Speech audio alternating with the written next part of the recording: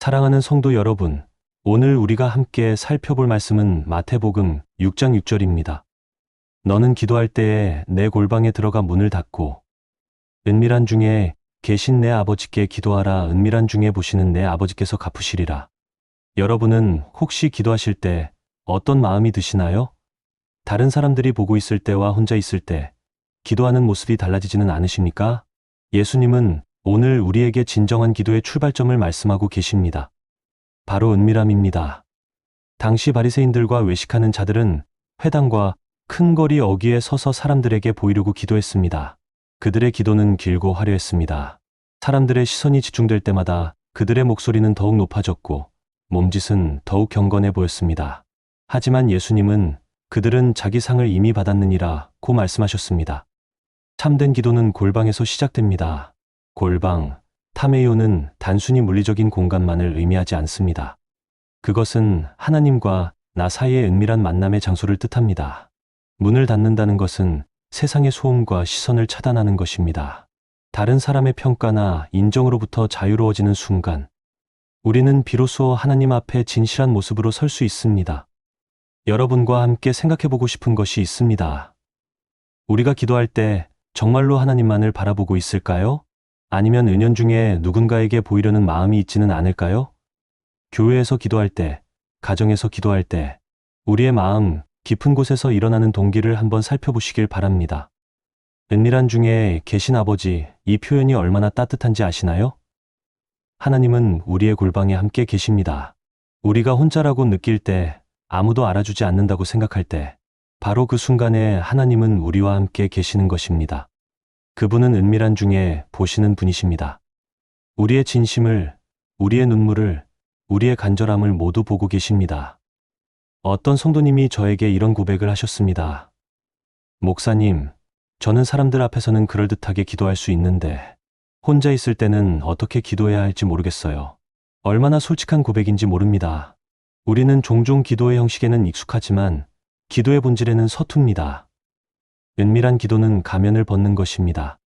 우리의 연약함을, 우리의 두려움을, 우리의 실패를 하나님 앞에 그대로 내려놓는 것입니다.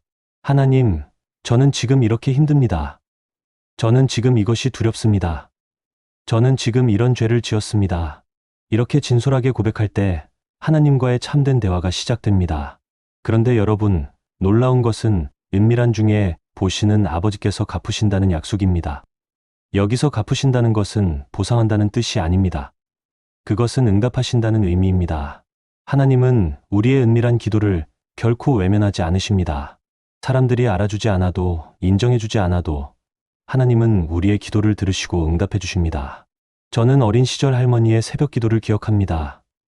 할머니는 매일 새벽 4시면 일어나셔서 골방에서 기도하셨습니다.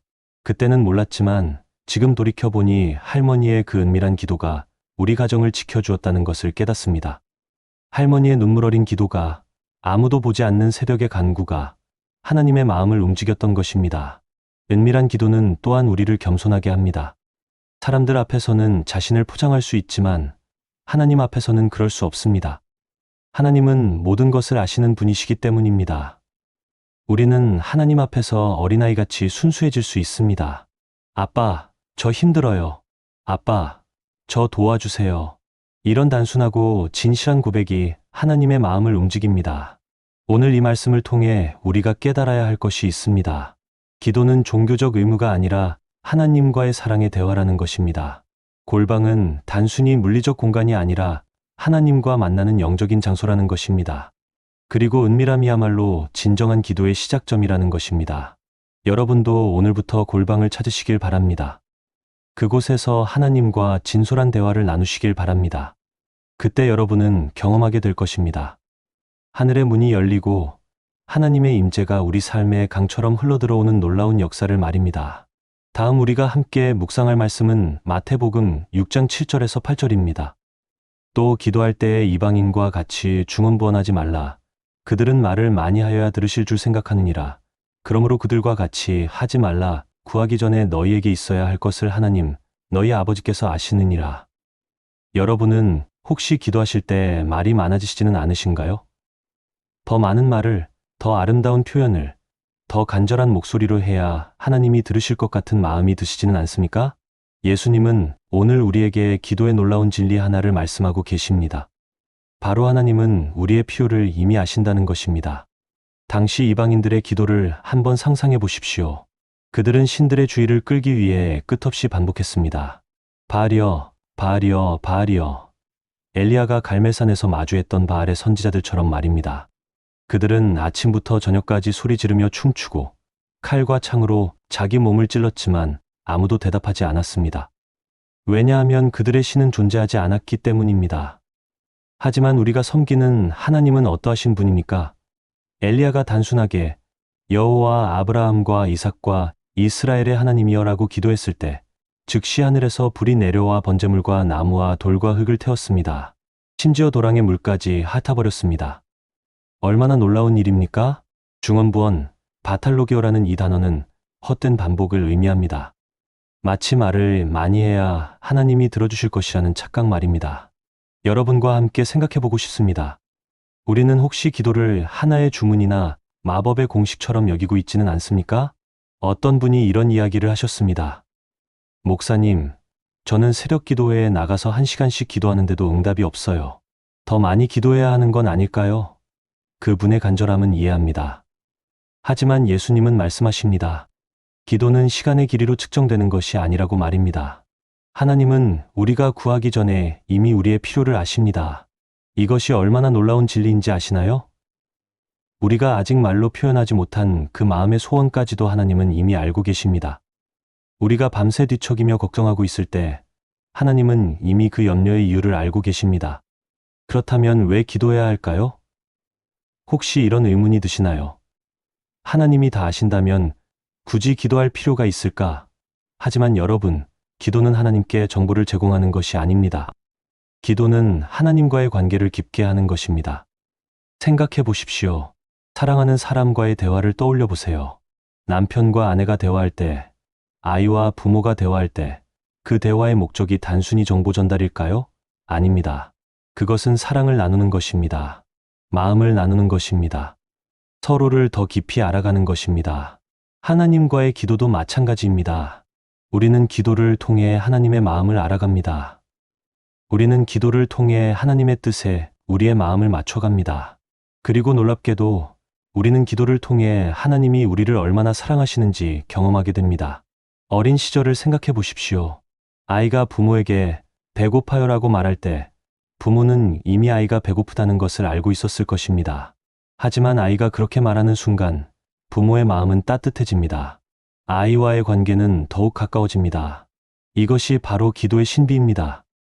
중언부언하지 않는 기도, 그것은 신뢰의 기도입니다. 하나님, 당신이 이미 다 아시니까 저는 그냥 이렇게 말씀드릴게요.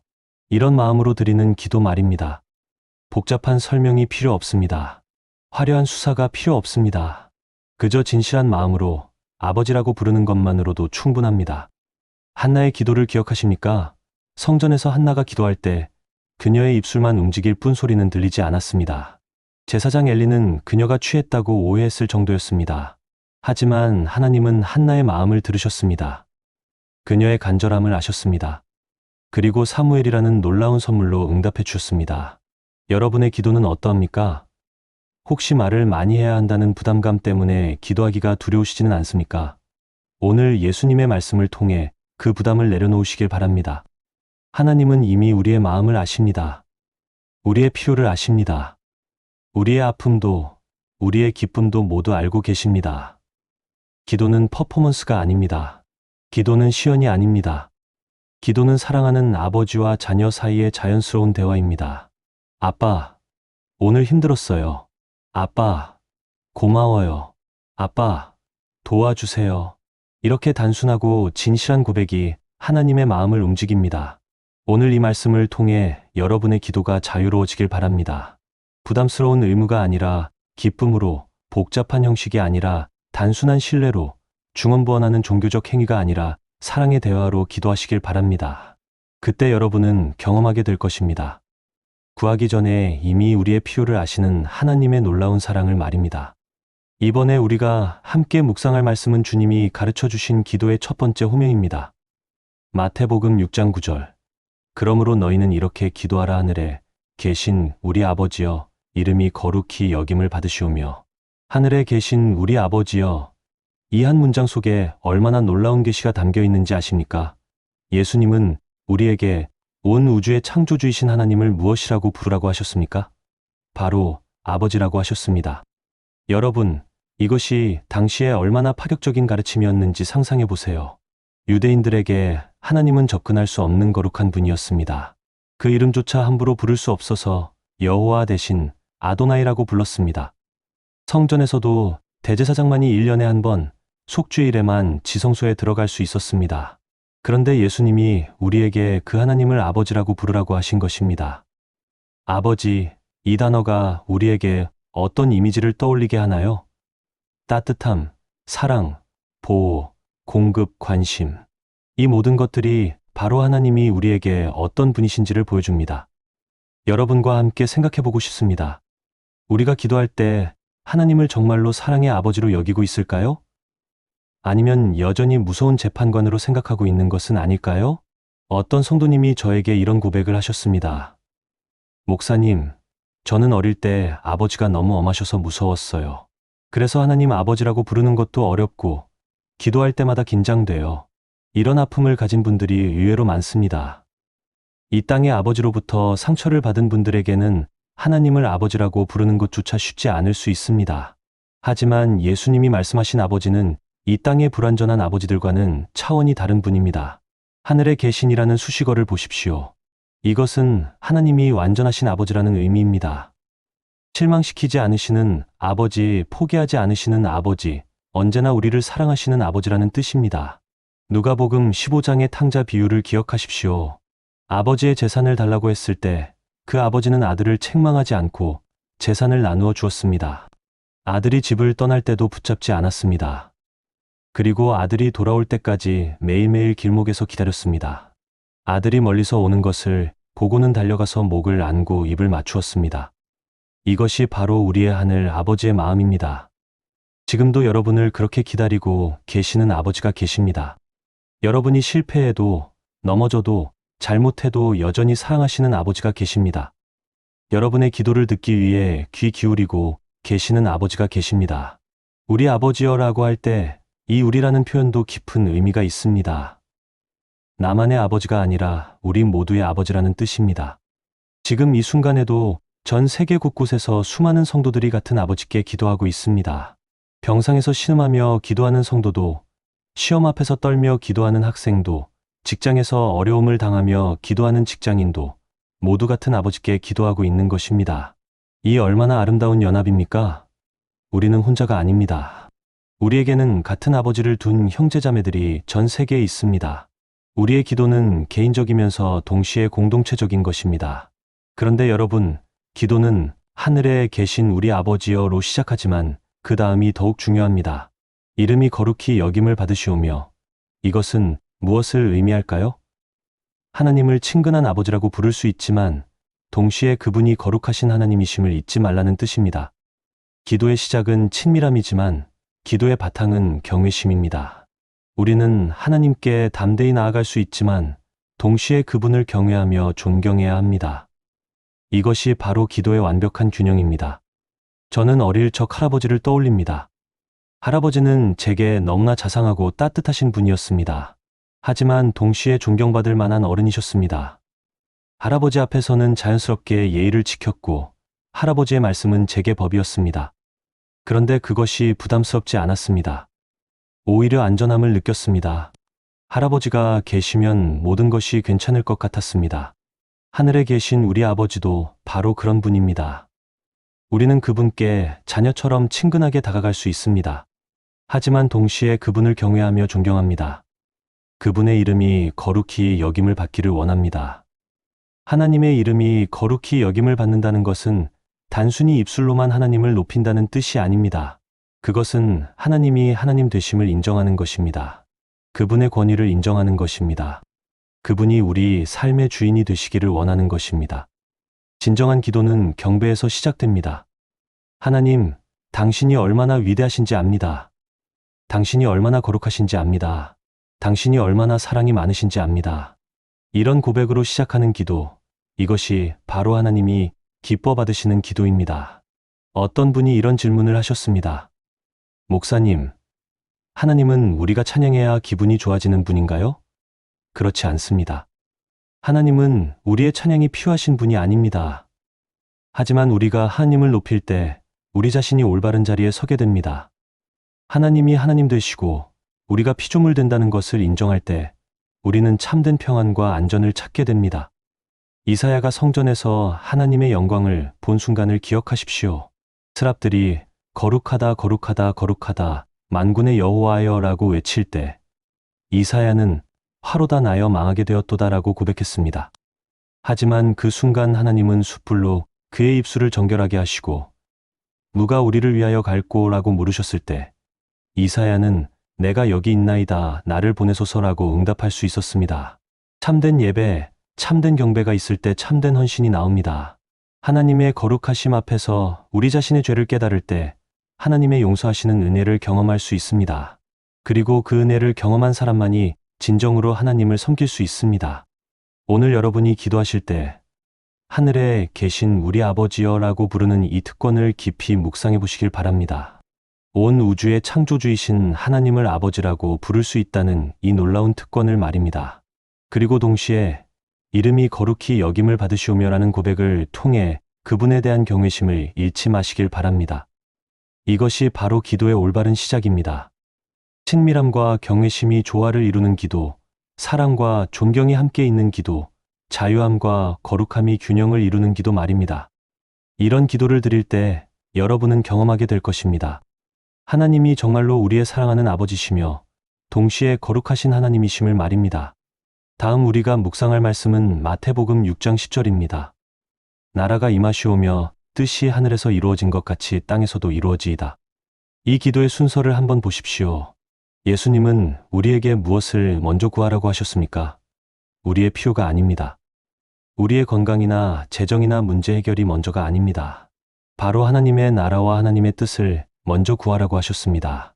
여러분은 기도하실 때 무엇을 먼저 구하시나요? 솔직하게 생각해 보시길 바랍니다. 하나님, 이 문제를 해결해 주세요. 이 병을 고쳐 주세요. 이 일이 잘 되게 해 주세요. 이런 기도로 시작하지는 않으십니까? 물론 이런 기도가 잘못된 것은 아닙니다. 하지만 예수님이 가르쳐 주신 기도의 우선순위는 다릅니다. 하나님의 나라가 임하기를 구한다는 것은 무엇일까요? 하나님의 나라는 단순히 천국을 의미하지 않습니다. 그것은 하나님이 왕이 되시는 영역을 말합니다. 하나님의 통치가 임하는 곳을 의미합니다.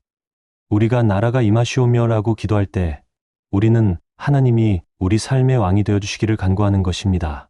생각해 보십시오. 왕이 있는 나라는 어떤 나라입니까? 왕의 법이 시행되는 나라입니다. 왕의 뜻이 이루어지는 나라입니다. 왕의 성품이 드러나는 나라입니다. 마찬가지로 하나님의 나라가 우리에게 임한다는 것은 하나님의 뜻이 우리 삶에서 이루어진다는 의미입니다. 그런데 여러분과 함께 생각해 보고 싶은 것이 있습니다. 우리는 정말로 하나님이 우리 삶의 왕이 되기를 원할까요?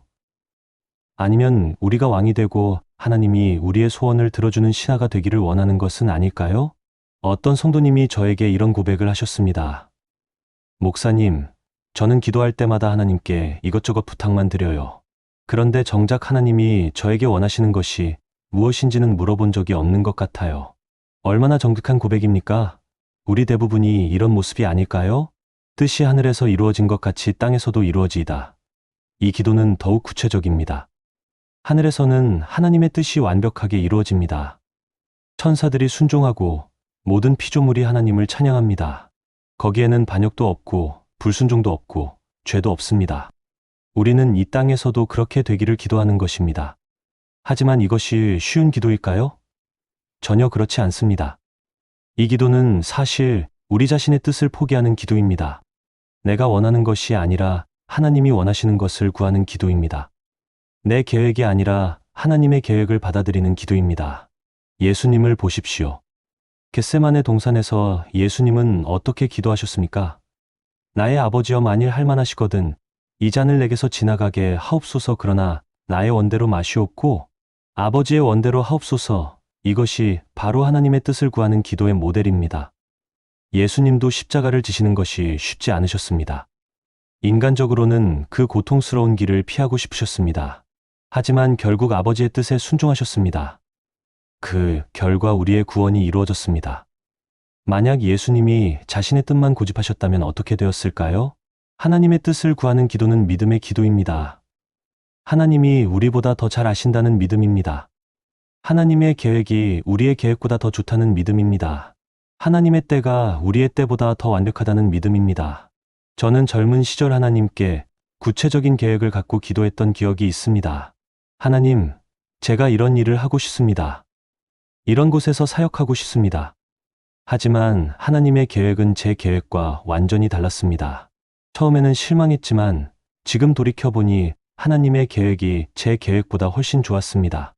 하나님의 나라와 뜻을 구하는 기도는 또한 현재에 충실하게 하는 기도입니다. 우리는 종종 미래만 생각하며 살아갑니다. 언제쯤 이 문제가 해결될까? 언제쯤 내 소원이 이루어질까? 하지만 하나님의 나라는 지금 여기서부터 시작됩니다. 오늘 내가 하는 일에서, 오늘 내가 만나는 사람들과의 관계에서, 오늘 내가 내리는 선택에서 하나님의 뜻이 이루어지기를 구하는 것입니다. 거창한 미래의 계획보다는 지금 이 순간 하나님이 기뻐하시는 삶을 사는 것입니다. 이 기도는 또한 우리를 겸손하게 합니다. 내가 모든 것을 알고 있다고 생각하는 교만을 내려놓게 합니다.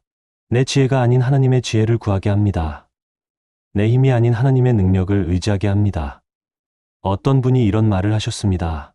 하나님의 뜻을 구한다고 하지만 정작 하나님의 뜻이 무엇인지 어떻게 알 수 있나요? 좋은 질문입니다. 하나님의 뜻은 먼저 성경을 통해 알 수 있습니다. 하나님은 이미 성경을 통해 우리가 어떻게 살아야 하는지 말씀해 주셨습니다. 사랑하라, 용서하라, 섬기라, 정직하라. 이런 것들이 분명한 하나님의 뜻입니다. 그리고 기도를 통해서도 하나님의 뜻을 알 수 있습니다. 우리가 진정으로 하나님의 뜻을 구할 때 성령님이 우리 마음에 확신을 주십니다. 평안을 주십니다. 지혜를 주십니다. 때로는 환경을 통해서도 믿음의 형제자매들을 통해서도 하나님의 뜻을 알게 하십니다. 하나님의 뜻을 구하는 사람의 삶은 어떻게 달라질까요? 첫째, 평안해집니다. 내가 모든 것을 책임져야 한다는 부담에서 벗어납니다. 하나님이 책임져 주신다는 확신 안에서 평안을 누립니다. 둘째, 자유로워집니다. 다른 사람의 시선이나 평가에 얽매이지 않습니다. 오직 하나님이 기뻐하시는지만 중요합니다. 이것이 얼마나 자유로운 삶인지 아십니까? 셋째, 기쁨이 넘칩니다. 내 뜻대로 안 될 때는 좌절하지만 하나님의 뜻이 이루어질 때는 기쁨이 넘칩니다. 왜냐하면 그것이 가장 좋은 것이라는 것을 알기 때문입니다. 요셉을 생각해 보십시오. 형들에게 팔려가고 억울하게 감옥에 갇히고 온갖 고난을 당했지만 결국 하나님의 뜻 안에서 이집트의 총리가 되었습니다. 그리고 흉년 때 많은 생명을 구할 수 있었습니다. 요셉이 형들에게 한 말을 기억하십시오. 당신들은 나를 해하려 하였으나 하나님은 그것을 선으로 바꾸사 많은 백성의 생명을 구원하게 하시어 하셨나니 다니엘과 세 친구들도 마찬가지입니다. 그들은 바벨론의 포로로 끌려갔지만 하나님의 뜻에 순종하며 살았습니다.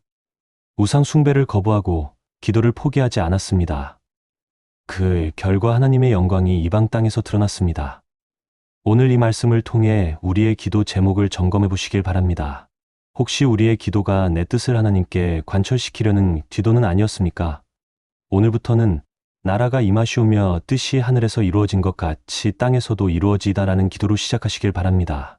이 기도는 우리를 변화시킵니다.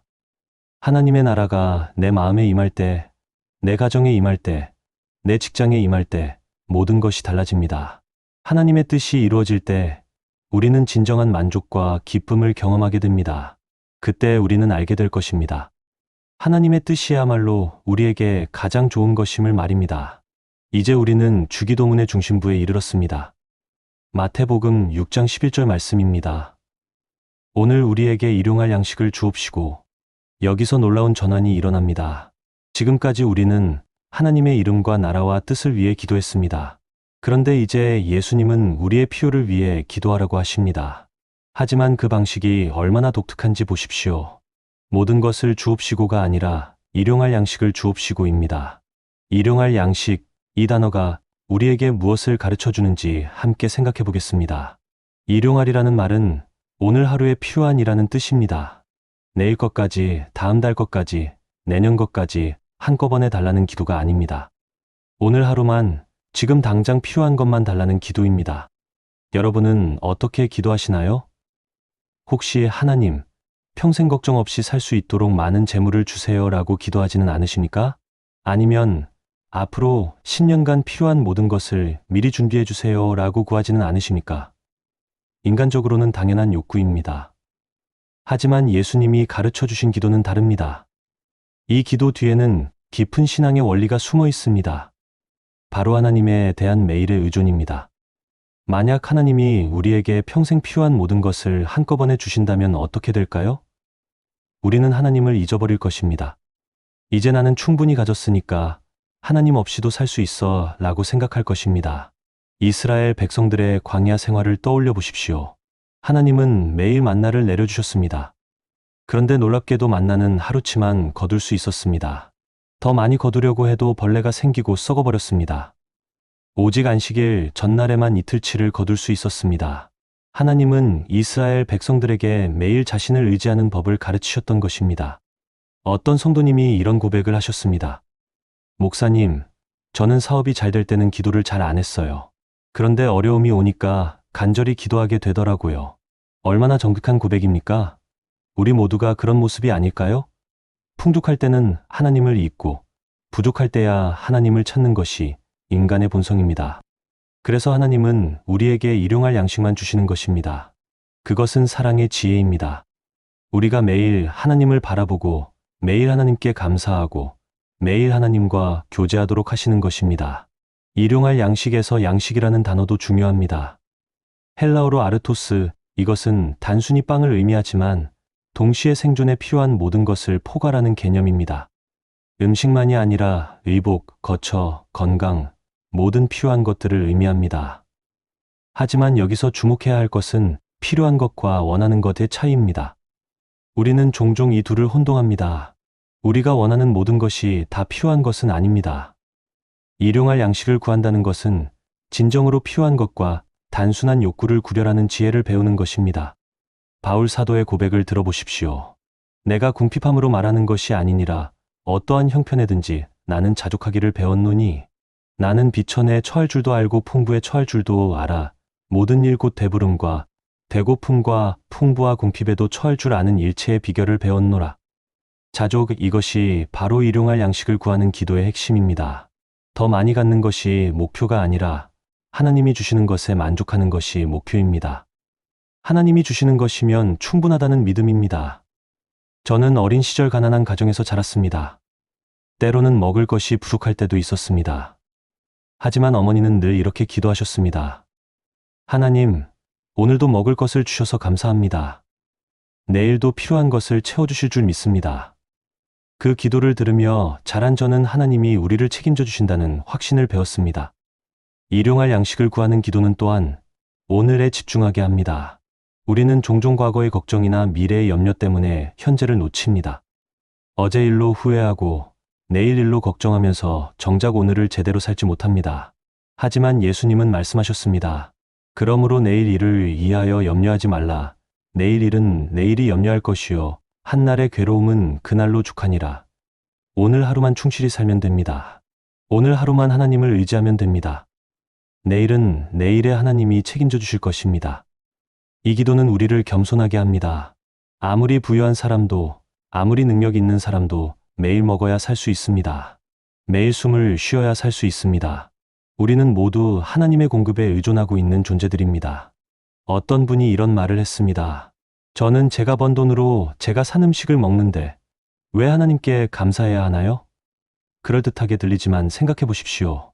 그 돈을 벌 수 있는 건강을 누가 주셨습니까? 그 일할 수 있는 기회를 누가 주셨습니까? 그 음식이 자랄 수 있는 땅과 비와 햇빛을 누가 주셨습니까? 모든 것이 하나님의 은혜입니다. 일용할 양식을 구하는 기도는 또한 나눔을 생각하게 합니다. 오늘 우리에게라고 했습니다. 나만을 위한 기도가 아니라 우리 모두를 위한 기도입니다. 내가 오늘 하루 필요한 것을 받았다면 오늘 하루 필요한 것을 못 받은 이웃을 생각해야 합니다. 세계 곳곳에는 오늘 먹을 것이 없어서 굶주리는 사람들이 있습니다. 깨끗한 물을 마시지 못하는 아이들이 있습니다. 추위를 피할 곳이 없는 노숙자들이 있습니다.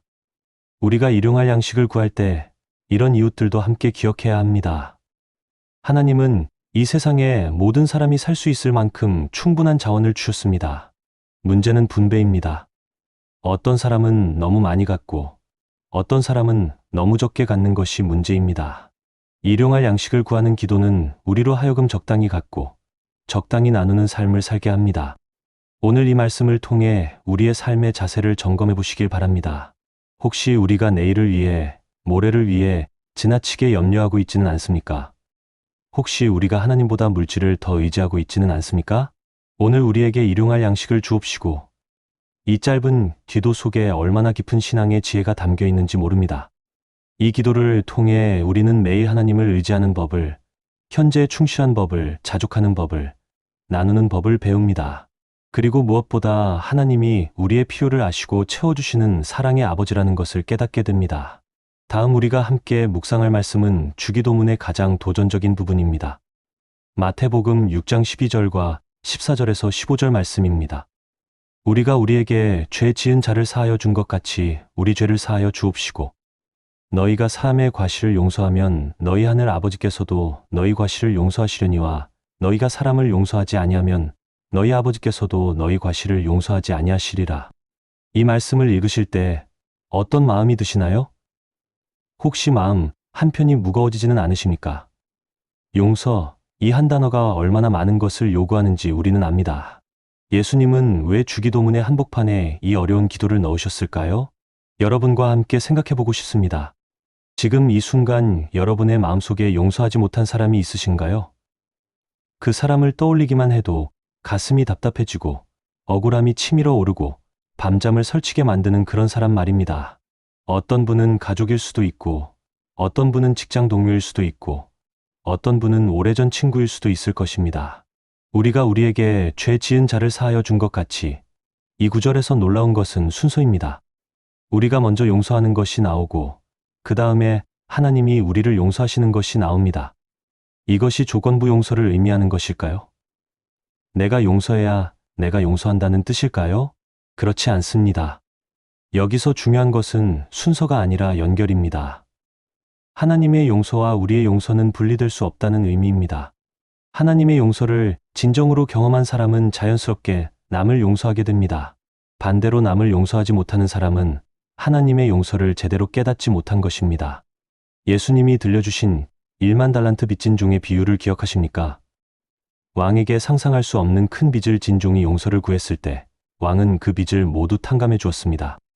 1만 달란트는 당시 노동자가 20만 년을 일해도 갚을 수 없는 천문학적인 금액이었습니다.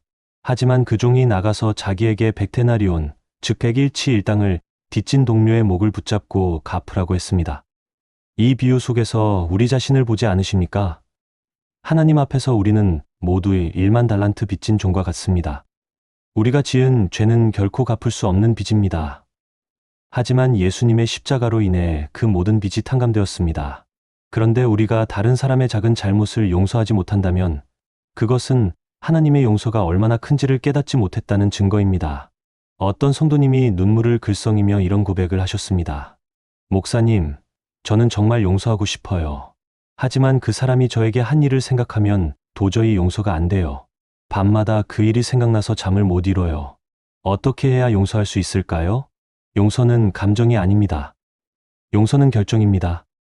우리가 상처받은 감정을 느끼는 것은 자연스러운 일입니다. 아프고 억울하고 화나는 것은 인간의 정상적인 반응입니다. 하지만 그 감정에 머물러 있을 것인가, 아니면 용서하기로 결정할 것인가는 우리의 선택입니다. 용서한다는 것은 상대방이 한 일을 없던 일로 만드는 것이 아닙니다. 용서한다는 것은 그래도 괜찮다 하고 말하는 것도 아닙니다. 용서한다는 것은 복수할 권리를 포기하는 것입니다. 하나님, 이 사람에 대한 심판의 권한을 당신께 맡깁니다. 저는 더 이상 복수하지 않겠습니다. 라고 선언하는 것입니다. 스데반을 보십시오. 돌에 맞아 죽어가면서도 주여 이 죄를 그들에게 돌리지 마옵소서라고 기도했습니다. 그 순간 스데반은 어떤 마음이었을까요? 아프지 않았을까요?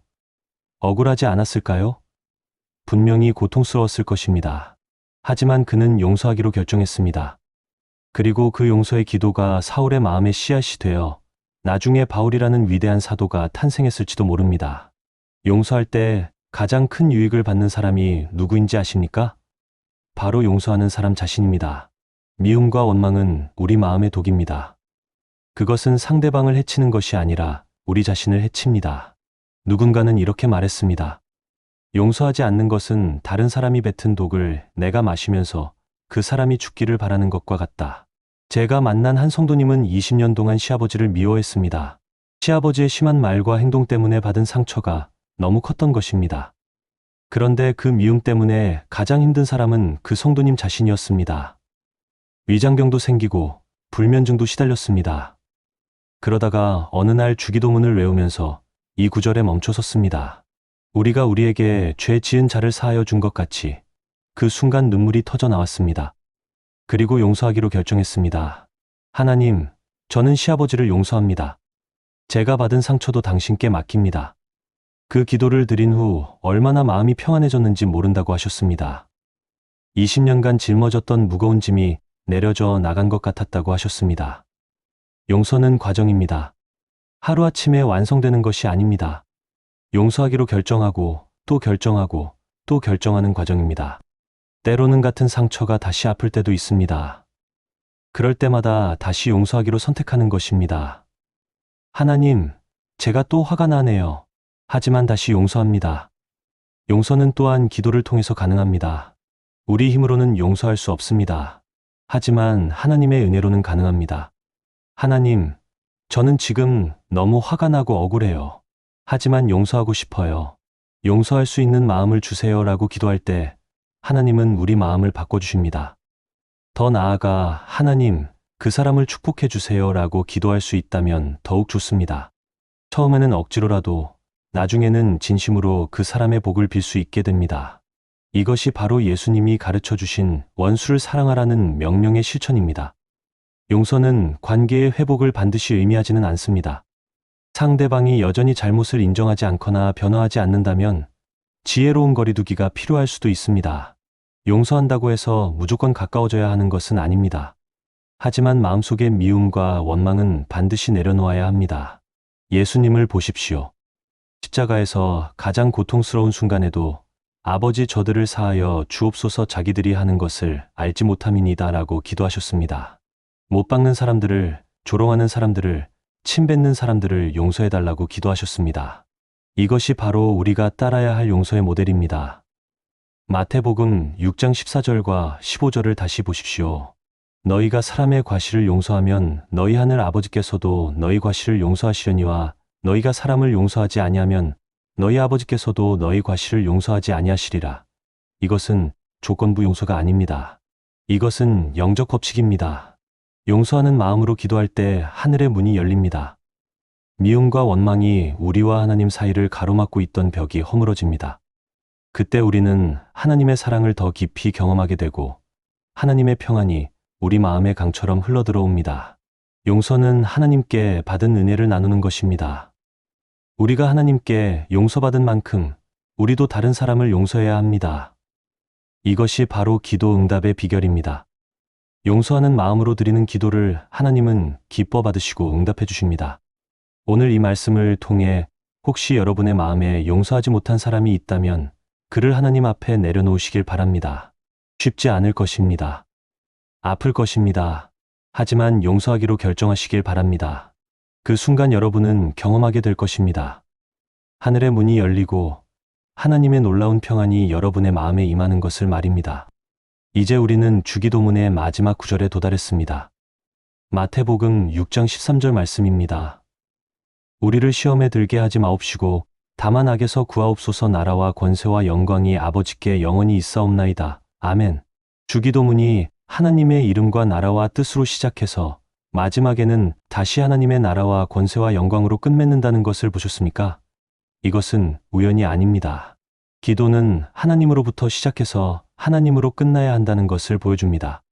하지만 그 마지막 영광송에 이르기 전에 예수님은 우리에게 매우 현실적인 기도를 가르쳐 주십니다. 우리를 시험에 들게 하지 마옵시고 다만 악에서 구하옵소서. 이 기도는 우리가 영적 전쟁 가운데 살고 있다는 것을 보여줍니다. 시험에 들게 하지 마옵시고, 이 말씀이 혹시 이상하게 느껴지지는 않으십니까? 하나님이 우리를 시험에 들게 하신다는 뜻일까요? 야고보서 1장 13절은 말씀합니다. 사람이 시험을 받을 때에 내가 하나님께 시험을 받는다 하지 말지니 하나님은 악에게 시험을 받지도 아니하시고 친히 아무도 시험하지 아니하시느니라. 그렇다면 여기서 시험은 무엇을 의미할까요? 헬라어 페이라스모스는 두 가지 의미를 갖습니다. 하나는 실현 테스트이고 다른 하나는 유혹 템테이션입니다. 하나님은 우리를 연단하시기 위해 시련을 허락하시지만 우리를 죄에 빠뜨리기 위해 유혹하지는 않으십니다. 여기서 우리가 구하는 것은 우리 힘으로는 감당할 수 없는 큰 시험, 우리를 넘어뜨릴 수 있는 강한 유혹에서 보호해달라는 간구입니다. 바울이 고린도전서 10장 13절에서 말한 바와 같이 사람이 감당할 시험 밖에는 너희가 당한 것이 없나니 오직 하나님은 미쁘사 너희가 감당하지 못할 시험 당함을 허락하지 아니하시고. 여러분과 함께 생각해보고 싶습니다. 우리는 어떤 시험들을 만나고 살까요?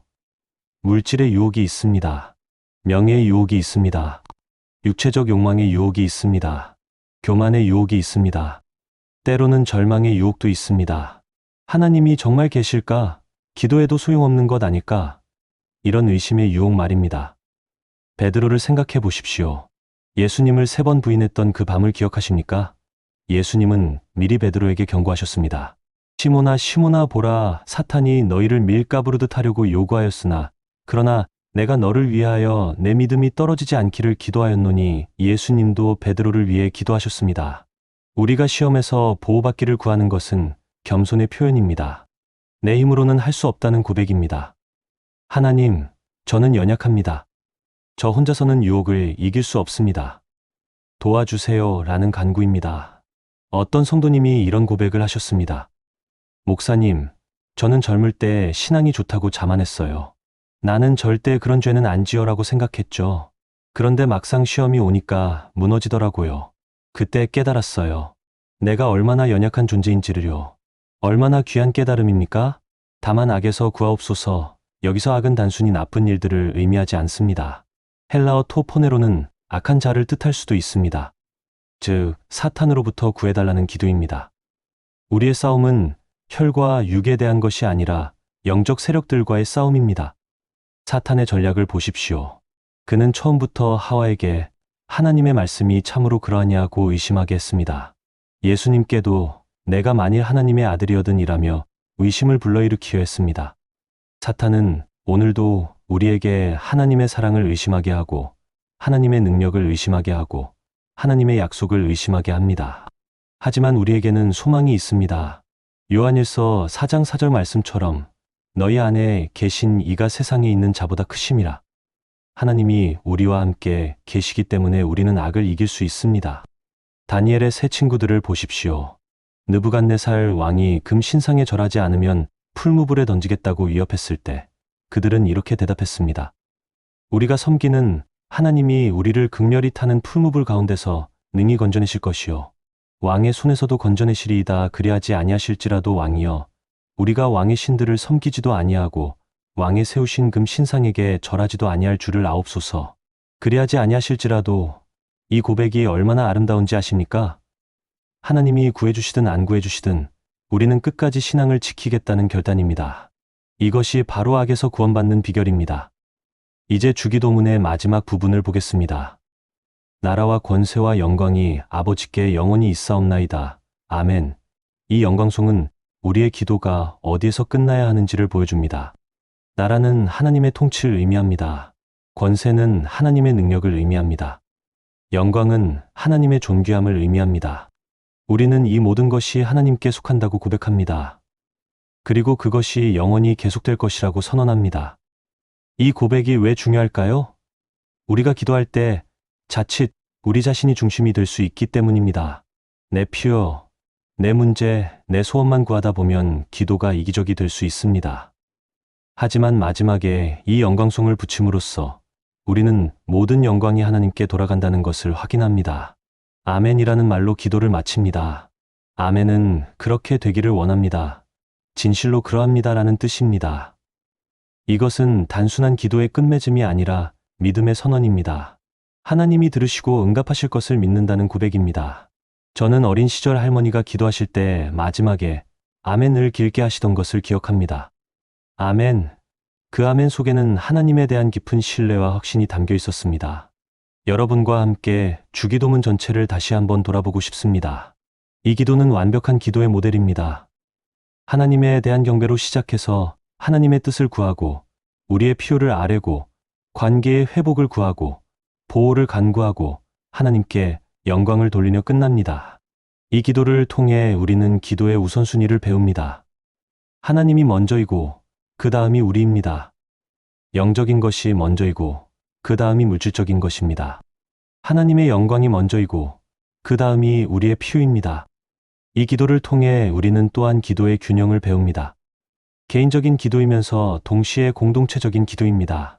현실적인 기도이면서 동시에 영적인 기도입니다. 간구의 기도이면서 동시에 경배의 기도입니다. 오늘 이 시리즈를 마치면서 여러분에게 도전을 드리고 싶습니다. 앞으로 기도하실 때마다 주기도문의 이 순서를 기억하시길 바랍니다.